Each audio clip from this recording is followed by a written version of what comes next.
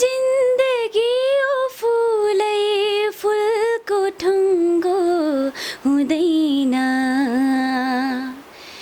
जिन्दगी ओ फुलै फुलको ठुङ्गो हुँदैन खुला आकाश पर्खिँदैछ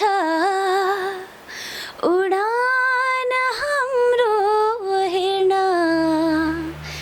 सानसित उड्न सक्छौँ गुजो पङ्खवा छैन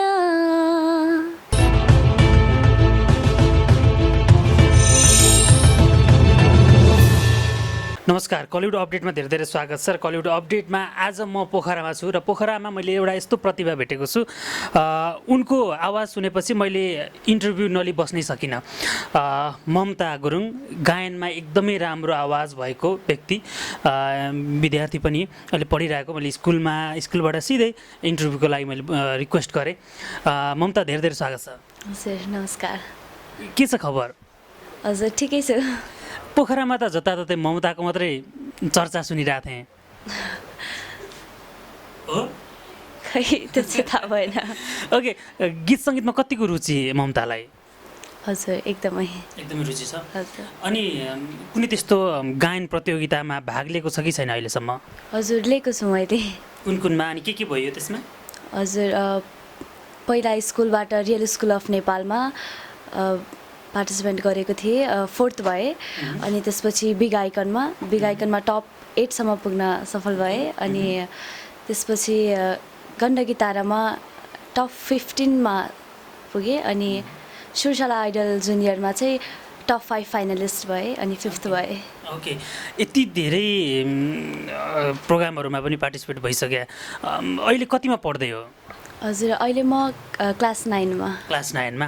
अनि यो सङ्गीतमा लाग्नको लागि परिवारबाट बुवा आमाको कतिको सपोर्ट छ? हजुर एकदमै सपोर्ट छ। अनि भविष्यमा गएर गायिका बन्ने कि अरू कुनै केही बन्ने एम छ नि? हजुर गायिका नै बन्छु। गायिका नै बन्ने? हजुर। कहाँबाट हुन्छ नि म अब गीत गाउँछु, मेरो स्वर यस्तो छ भनेर कसरी चाहिँ गीत गाउन थालियो? हजुर मेरो बाबाले मलाई भन्नुभयो आवाज राम्रो छ गाऊ भनेर, प्र्याक्टिसहरू गराउनुहुन्छ। कस्तो खालको गीतहरू गाउन चाहिँ बढी मात्रामा मन लाग्छ ममतालाई? आधुनिक गीत। हजुर। ओके, हाम्रा दर्शकहरूलाई ममताको एउटा मिठो भोइसबाट एउटा कुनै गीत प्लिज। हजुर हुन्छ। अन्जु पन्तजीको जिन्दगी यो फुलै फुलको गाउँछु। जिन्दगी यो फुलै फुलको ठुङ्गो हुँदैन जिन्दगी यो फुलै फुलको ठुङ्गो हुँदैन फक्रिने र ओइलाउने टुङ्गो हुँदैन फुलको ठुङ्गो हुँदैन। Thank you. यति मिठो आवाज कहीँबाट म्युजिक सिकिरह हो अहिले? हजुर म गुरुकुलमा सिक्छु अहिले। गुरुकुलमा तीर्थ सरसँगै? हजुर। केही जस्तै आफूले सुरुमा नजानिकन आउँदाखेरि अनि सिकेपछि चाहिँ के चेन्ज हुँदो रहेछ म्युजिकमा? नजानिकन गाउँदाखेरि चाहिँ त्यो मिस्टेक्सहरू भइरहेको छ। अनि प्र्याक्टिस गर्दा अनि सिकेर आउँदाखेरि चाहिँ आफूलाई त्यो गल्तीहरू थाहा हुन्छ। ओके, नेपालको अब सिङ्गरहरूमध्ये सबैभन्दा मनपर्ने सिङ्गर चाहिँ को लाग्छ जोबाट चाहिँ ममता यति धेरै इन्सपायर भएको छ? खै मलाई सबै मनपर्छ। हजुर। ओके, अब एक दुईवटा गीत हामी सुन्छौँ है, हाम्रा श्रोता दर्शकहरूलाई सुनाउँछौँ। अर्को कुनै एउटा मिठो गीत हुन्छ। खुला आकाश गाउँछु।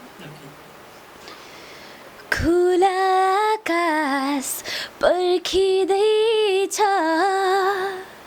उडान हाम्रो हेर्न सानसित उड्न सक्छौँ गुजो पङ्खवा छैन छेकिएको नदी हेर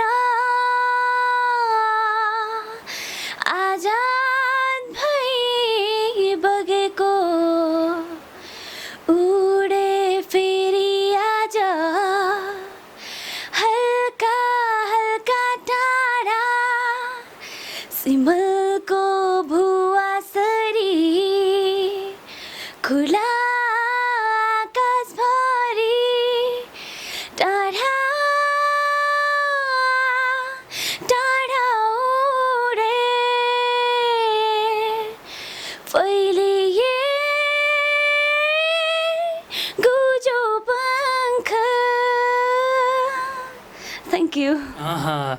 म सुनिरहँ जस्तो लागिरहेको थियो।